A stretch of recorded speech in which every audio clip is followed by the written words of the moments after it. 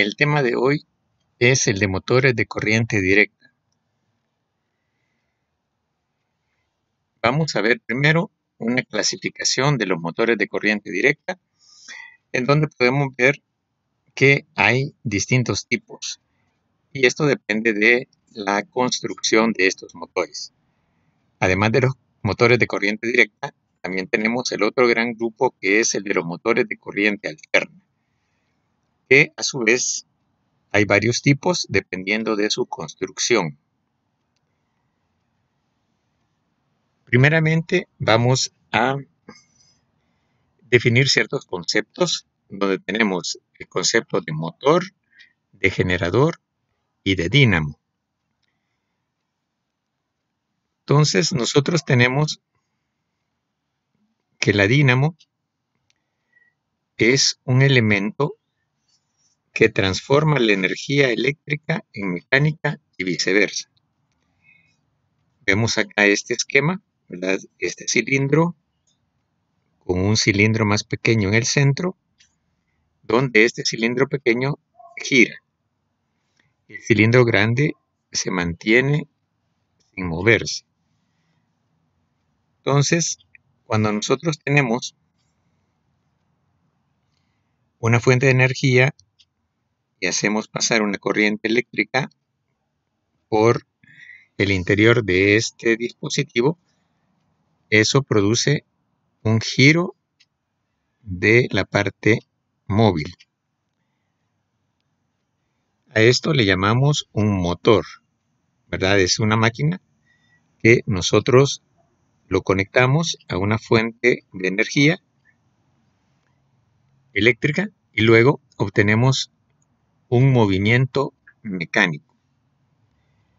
Por otra parte, tenemos lo que se llama el generador, que es exactamente igual, ¿verdad? Es la misma máquina, solo que a esta máquina le adaptamos otra pieza acá para hacer mover este cilindro interno, ¿verdad? Lo hacemos mover, o sea, le damos movimiento externo y eso nos produce una corriente eléctrica. Es decir, ¿verdad? Nosotros aplicamos movimiento y obtenemos corriente eléctrica. Entonces aquí tenemos el motor y el generador. Y acá podemos prácticamente usar la misma máquina. Entonces ahí esa máquina la llamamos dínamo. Puede ser ya sea motor o generador. Ahora veamos un dibujo que nos representa con bastante exactitud cómo está construido un dínamo.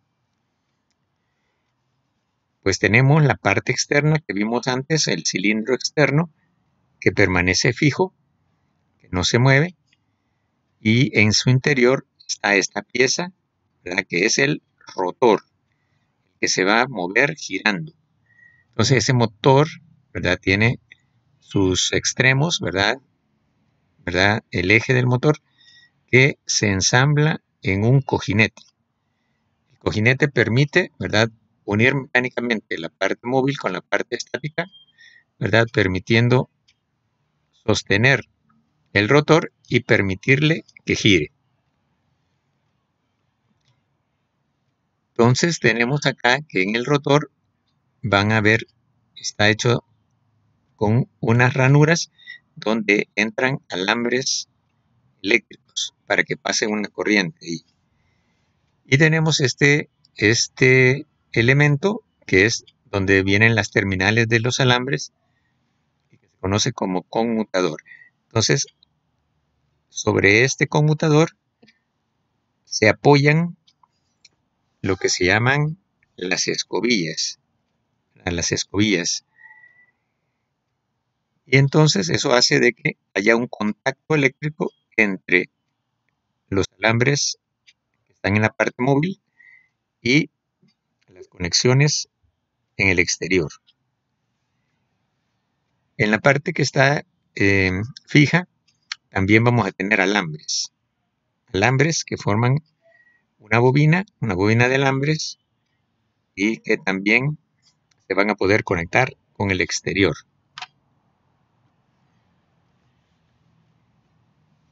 Ya más esquemáticamente vemos acá, ¿verdad? El eje de giro. Tenemos este cilindro que es el que da vueltas. Este es el eje en el que se apoya. Y vamos a tener que la parte fija va a producir un campo magnético que va a tener un norte y un sur. Un norte y un sur, ¿verdad? O sea que el campo magnético va a ir de norte a sur atravesando la parte móvil. Este norte y este sur, ¿verdad? Por lo general aquí vamos a tener, no es hecho con imanes naturales, sino que es un electroimán, es decir, que necesita una corriente eléctrica para que se produzca el norte y el sur. Entonces, acá vemos otra figura donde tenemos un corte de la figura anterior, especie de corte. Ahora si cortáramos aquí esto, aquí tenemos el rotor, viéndolo desde su eje, ¿verdad? En la perspectiva desde el eje, tenemos el rotor, aquí tenemos las ranuras, aquí tenemos los extremos, que llamamos a dar los polos, polo norte y polo sur, y aquí las flechas indican la dirección del campo magnético. Vamos a tener los alambres que hacen posible que existan estos polos magnéticos y la fuente de energía eléctrica que hace pasar la corriente por esos devanados. También podemos tener en un motor varios polos ordenados en secuencia, norte-sur, norte-sur. En ese caso, el campo magnético tomaría otra dirección, siempre pasando por el rotor.